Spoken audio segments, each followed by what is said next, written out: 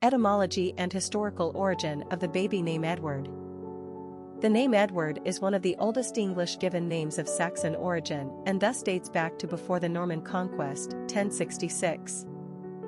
The Norman Conquest brought about a radical change in naming practices in England, and many of the Old Saxon and Celtic names quickly fell out of fashion. Names like Cuthbert, Ethelred, and Beowulf disappeared. But there are a few survivors, such as Alfred, Edgar, and Harold. Edward, originally Edward in Old England, is probably the most successful, most enduring, and most widely used of them all.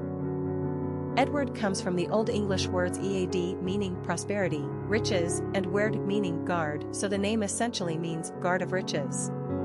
The name has been borne by several English kings, most notably Edward the Confessor, who was the last reigning king before the Norman Conquest and known for his fairness and piety. The endurance of the names used post-Normans probably had a lot to do with the universal appeal of this Edward. The Normans admired him, too. The name is an English staple and maintains a spot on England's top 50 list of most used boys' names.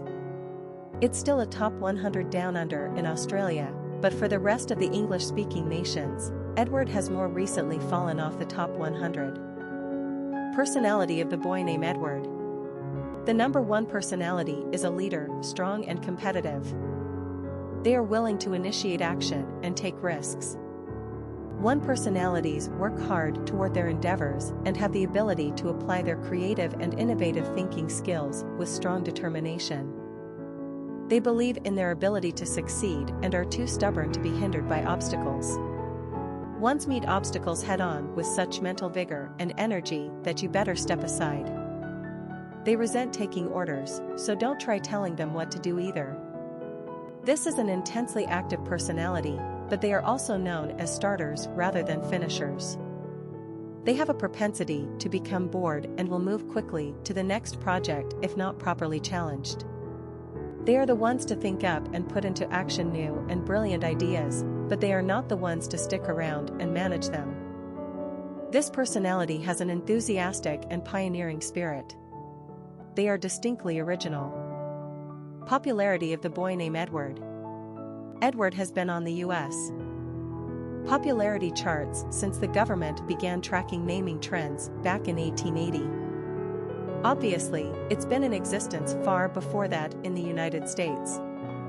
However, as far back as data became available, Edward was a top choice for a boy's name. At the turn of the 20th century, the name was pretty much a top 10 until the 1930s. Between the 30s and the 80s, Edward maintains a position on the top 50 list of most favored boys' names. It's not until 1998 that Edward falls off the top 100 list for the first time in its history on the American charts. We don't expect Edward to venture too far down the list, though, because the name is just such a standard and always has been. It seems, though, that Edward hints to being a little old-fashioned these days, perhaps a bit awkward and clunky when compared to some of its other kingly English counterparts, Henry, James, Richard. It apparently doesn't have the same antique charm as, say, Henry. Whatever the reason for its recent decline on the charts, Edward is still a classical choice. It has a certain English royalty and erudite resonance. It's just one of those names you can't go wrong with.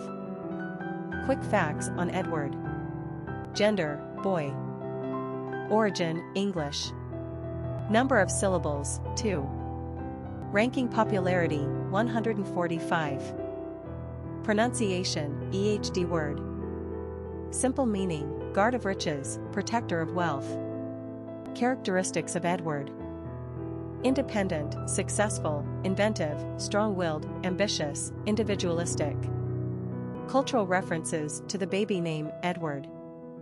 Literary characters of the baby name Edward. Jane Eyre, Charlotte Bronte's 1847 novel, is one of the most well-known books of all time, and its hero, Edward Rochester, a paragon of romantic Victorian manhood. The master of Thornfield Hall and guardian of Adele, to whom Jane is governess, he is not particularly handsome, but he is worldly and intelligent, and has led a rather unconventional life by the time Jane meets him. He falls in love with the intelligent and independent Jane, But their marriage is thwarted by the revelation of the existence of his insane first wife, Bertha.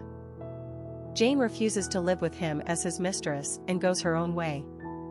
After many Gothic plot twists, Edward and Jane are reunited after he risks his life trying, unsuccessfully, to save Bertha in the fire that destroys their house. Though blinded in the fire, he is able to recover enough sight to look upon the son Jane bears him. Edward Hyde is Mr. Hyde, the bad side, in Robert Louis Stevenson's 1886 novella, Strange Case of Dr. Jekyll and Mr. Hyde. When Dr.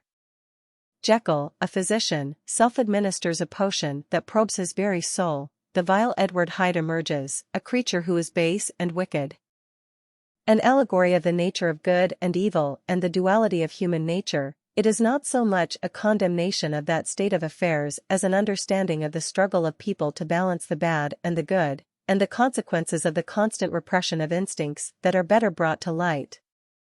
Henry Jekyll is actually indulging in the oldest of man's endeavors, the wish to taste of the tree of the knowledge of good and evil, but Edward Hyde is an inevitable result.